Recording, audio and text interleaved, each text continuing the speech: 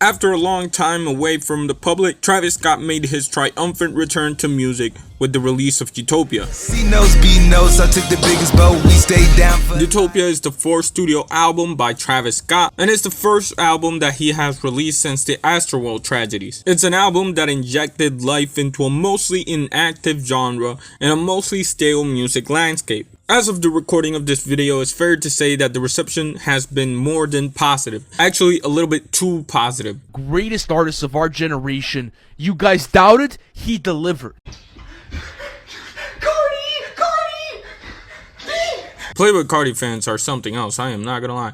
Anyways, despite all the positive reviews going around for the album, there was one specific review released by Pitchfork that caught the eyes of many, including myself. Mainly because of the score, 5.7 out of 10. And if you really think about it, what does that even mean? 5.7 is such an odd way to judge an album, or to judge art in general. Like, I don't know, I don't look at a Van Gogh painting and say, you know what, this is an 8.7 out of 10. Most of the time, people look at art and they say, oh, it's good, or oh, it's bad, and then they have a discussion based on the content and based on why they think it's good or bad. But for music, it feels like when we talk about an album, the first thing that we talk about is the score, especially on the internet. And this review specifically made me think about a theory that I've had going on for a while. And maybe theory is not the right word, but regardless, the idea of the score is something that I find very intriguing, and to explain why, I will highlight the most popular 10 scale on the internet. Hey everyone, Anthony Fantano here, internet's busiest music nerd. I hope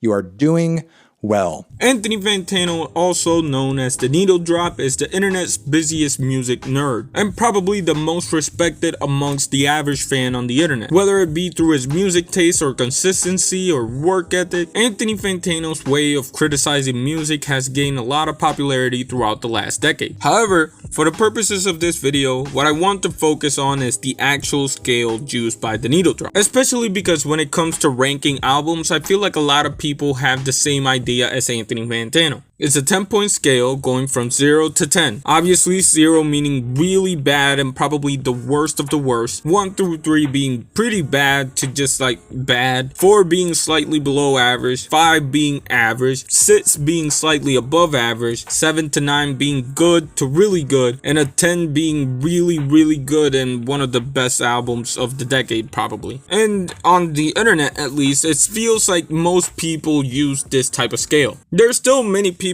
who don't understand the scale necessarily, but the simplicity of it makes it easier to understand than, let's say, a 100-point scale or even a 5-point scale. When we compare Anthony Fantano's way of criticizing music to Pitchfork, however, it gets kind of confusing. Perhaps it's about how Billboard goes about ranking an album, but I'm not entirely sure because nobody really knows exactly, with the commonly accepted version being that they go around the office, they grab the scores of each person, they divide it, they find the average and whatever. And although this is supposed to be a more objective standard, it is really confusing in terms of scaling an album in comparison to another. In other words, the number is almost irrelevant. But to take us to a broader point, are we sure that using numbers is the best way to rank an album anyways? Like I said before, using numbers to grade a piece of art is something that usually doesn't happen. Outside of music, it only happens in like other areas. We do it in sports, we do it in school, actually we do it in life in general. But usually when it comes to fields of art, we don't do it. I guess movies, we do it with movies, but yeah, in my opinion, using numbers to clarify the opinion you have in an album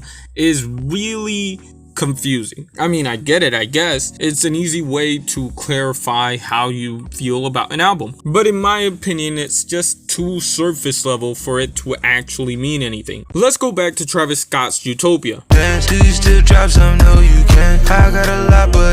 Utopia by Travis Scott was an album unlike any of the previous Travis Scott projects. So how we here trapped on the ocean, about to go up a level of disrespect. It had a more primalistic style thanks in part to the influence that Kanye had on the album, and more specifically the Jesus influence that is present throughout the track list.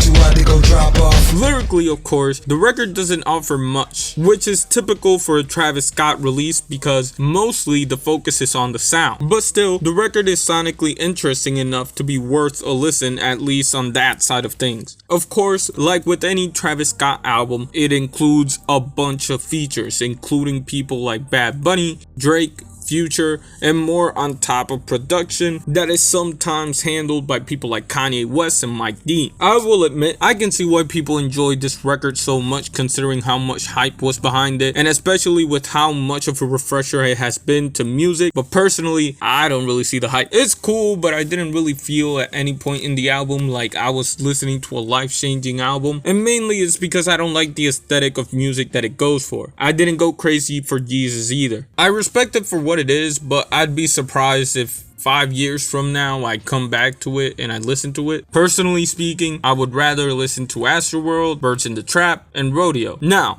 if I gave this album a score, it would probably be like a 6 out of 10. But that's the problem. Odds are that a lot of you, or some of you at least, got angry at me saying it was a 6 out of 10. But because of the introduction of the score, the conversation will get way dumber than it is right now. Because most people, instead of arguing what I had to say about the album, they will argue the score. They'll tell me Utopia was definitely an 8. I don't know how you put it at a 6. Like, I'd understand a 7. And when that type of conversation breaks out, we're arguing numbers. It's almost like the score you give an album trumps every comment that you have to make about it. And to me, that's the biggest problem with music, or music criticism at least, because for example, there are some weeks where I feel like Kids See Ghosts is like a 9, and then I turn around the next week and I think it's a 6. Sometimes I think After Hours is a 10, and other times I just think it's okay. Scoring an album is kind of an unnatural way of judging something because it's ever changing, and oftentimes it doesn't actually portray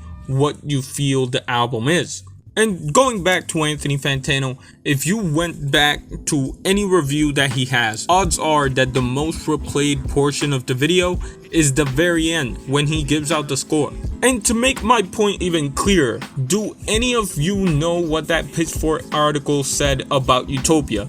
Or did you just read the number? Because I'm willing to bet that nobody read that shit. Obviously, there is no proper way to judge music. If you want to use numbers, use them. If you want to use a thumbs up or a thumbs down, even better. I don't know. And to put it in simpler terms, all I'm really trying to say is that 5.7 out of 10 is a pretty crazy way to talk about music. But that's just me. Who knows? Maybe I'm stupid.